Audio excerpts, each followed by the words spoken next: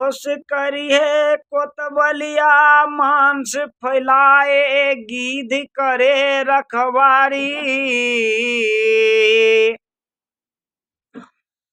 दादू सोबत सर्प पहरवा।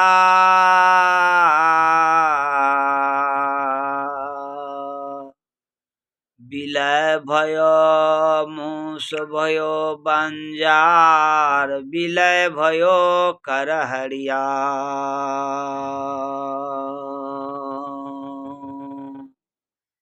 सैकड़ों दूर की कोसों में अगर मांस रख दिया जाए तो गिद्ध को पता लग जाता है, वो उतर जाता है। इसी तरह ये मन रूपी गिद्ध है।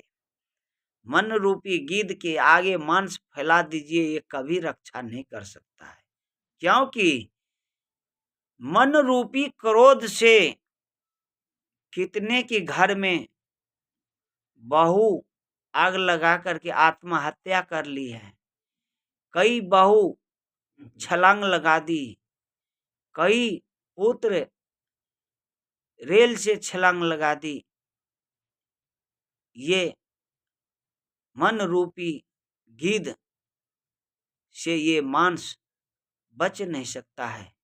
इसी तरह मन रूपी जो गिद्ध है, जो इस गिद्ध की भावना को ठीक कर लेते हैं, वही संसारी सुख पाते हैं।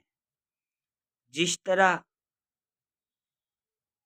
मेढक सो जाते हैं और सर्प को पहरा में लगा दें तो वो पहरा नहीं कर सकता है, क्योंकि सर्प और मेढक की दुश्मनी है और उसको भोजन के लिए सर्प खोजते रहता है। इसी तरह जैसे बिलाई है और चूहा है, दोनों आपस में बिलाई चूहा को पकड़ के खा जाते हैं। इसी तरह बिलाई को नाव पे रख दिया जाए और चूहा को भी रख दिया जाए और कहें इस चूहा को पार कर दो बिलाई से, तो वो पार नहीं कर सकता है। उसको नाव पे ही चढ़ाते हुए उसको पकड़ के खा जाएगा बिलाई।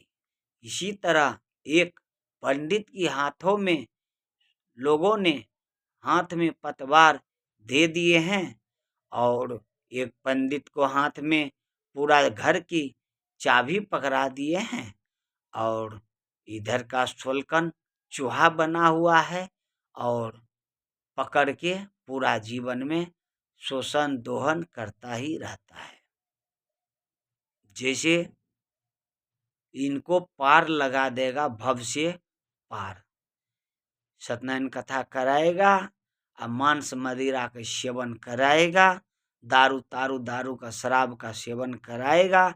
आज तक किसी को नहीं कहा है शुद्ध आहार विहार लीजिए, सत्संग सुनिए, रामायण सुनिए, गुरु दीक्षा लीजिए, घर में किसी जीव को मारिए नहीं, पाप लगता है। जिस घर में सत्यनारायण भगवान की कथा होता है वहाँ पे जब मार पीट दंगा फसाद होगा तो वो कथा धर्म की कथा वहाँ कैसे होगा, कैसे सफल होगा? आपकी समय भी व्यर्थ जाएगी, आपकी धन भी व्यर्थ जाएगी। मगर किसी जीव को घर में मार पीट खान पान सुधार कीजिए, अपना जीवन की सुधार कीजिए, यही सबसे भक्ति है। सत्यनारायण कथा आप बाद में कीजिएगा, पहले आप जीवन को सुधारिए। आप पहले इंसान बनिए, मानव से दानव से मानव बनिए, मानव से एक इंसान, एक भक्त और प्रेमी बनिए, प्रभु परमात्मा की आराध बनिए। उसके बाद आप पूजा पाठ में लग जाइएगा। साहिब बंदे।